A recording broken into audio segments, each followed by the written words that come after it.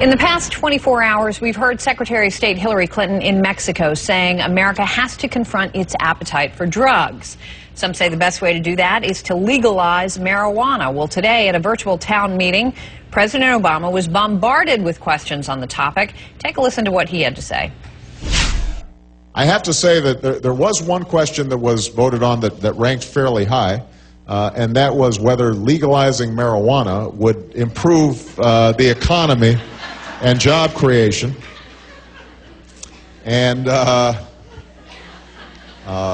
don't know what this says about the online audience, but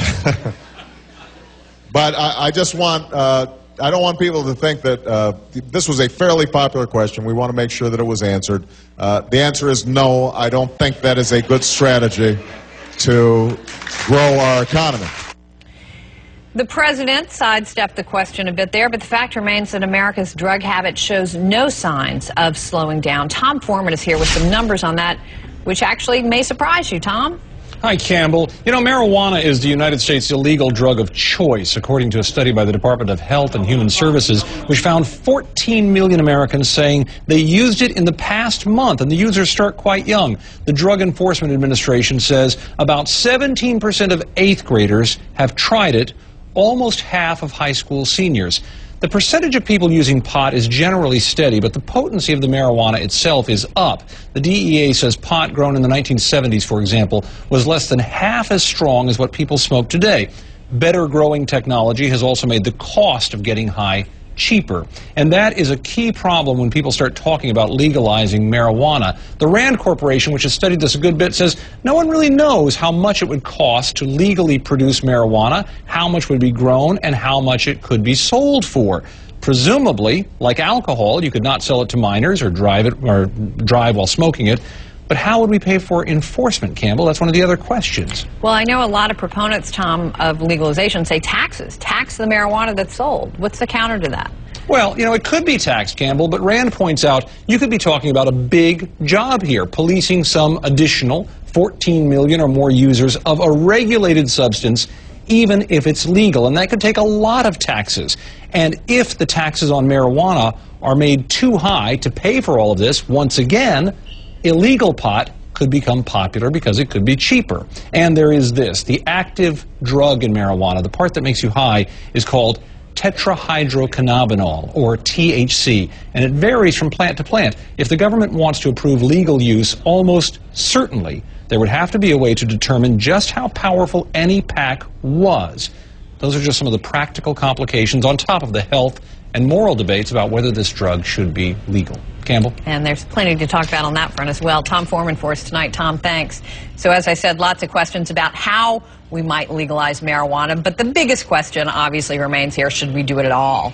And we've got two guests tonight on opposite ends of the spectrum here. Joining me now, Representative Ron Paul, who of course ran for president last year, and former Oklahoma Republican Congressman Ernest Istook, who's now with the Conservative Heritage Foundation, a longtime supporter he has been of the war on drugs. Gentlemen, welcome to you both. Congressman Paul, let me start with you on this. You saw the president earlier. He doesn't seem particularly inclined to legalize marijuana, but for years you have been advocating that the federal government do just that. Make your case.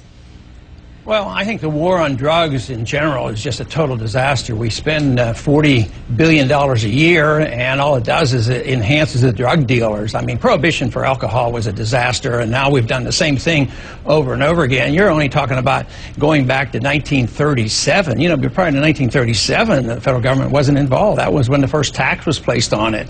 And I just think that the states that legalize it, if any conservative ever considered states' rights, they ought to under these conditions, because these states legalize it. I'm a physician, and I can vouch for the fact that some very sick people benefit from marijuana. Sick people that have AIDS and cancer can use marijuana and benefit by it, and then compassionate conservatives come along and they arrest them under federal law. They overrule state law, and they put sick people in prison for this.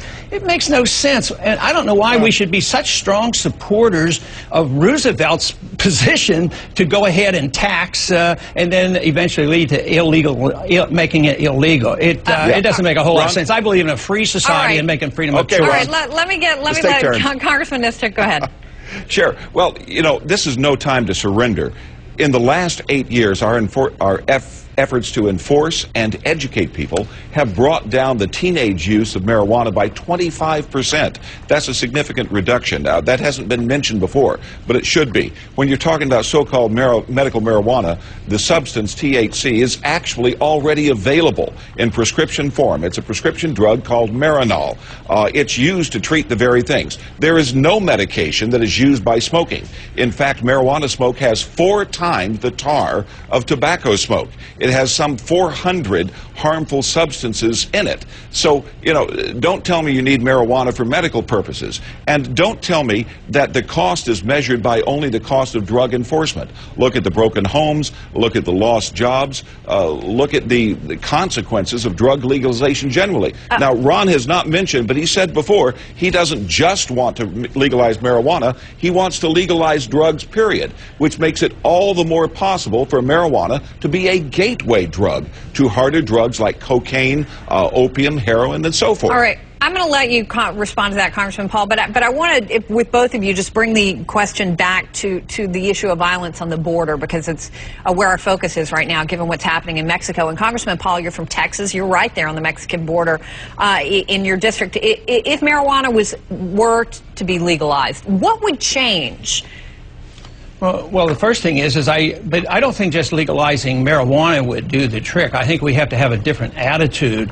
I think Ernie just doesn't have a whole lot of respect for the Constitution, because prior to 1937, none of these... Supreme Court's ruled on this issue already, and your side lost. Congressman, if you could just go back to the question I asked, which was about the violence on the border, given where you live. Yes, I really think it's for how life would change. I think the border wars going on right now is related to drugs, just as the wars went on in Chicago and other cities when Al Capone controlled everything. So you want the killings. There were a lot of killings back with Prohibition. I mean, if people want to really, you know, stop some violence and bad drugs and stop cigarettes and stop alcohol, but we don't do that. It's not just drugs. But what we do is we combined in this problem. It is, but the whole... Ron, I used to handle the funding for the Customs Service. The same people that run the drugs and the guns are also running the illegal immigrants. They're smugglers, pure and simple. And all of these things about border enforcement and enforcement against illegal immigration. And did you have any of that? Drugs all go together. Did you have any of that before the war on drugs? No. How do you think the Taliban? How do you think the Taliban exists? Ron, let's not surrender.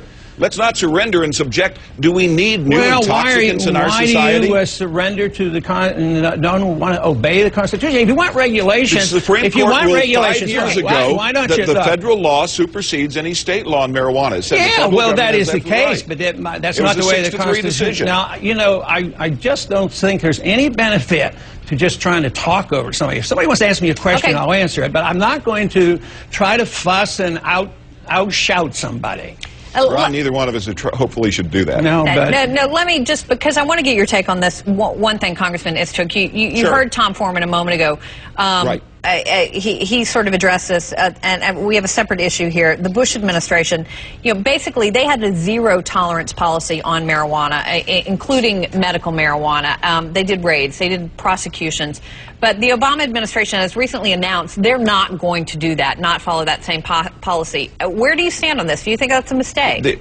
It's a huge mistake, because you're sending a mixed message. If you say, if Barack Obama wants to have it both ways, and he's not the only politician that does this, I respect Ron Paul's attitude that he clearly says he wants to legalize these drugs. At least he's giving a clear message. Barack Obama on the one hand says don't legalize it, but on the other hand, I'm not going to enforce the law. The Supreme Court ruled, it was in the Wright decision 4 or 5 years ago, that state medical marijuana laws are subject to the federal law that says you cannot have medical marijuana. So we've had a clear ruling, but now the whole waters are being muddied. It's the mixed messages that causes problems in trying to enforce the drug laws and lead to the violations that we're seeing. All right, gentlemen, I wish we had more time. I know there's so much to talk about on this front. I really appreciate both of you coming on. Congressman Paul, Congressman Istook, thank you for your time tonight.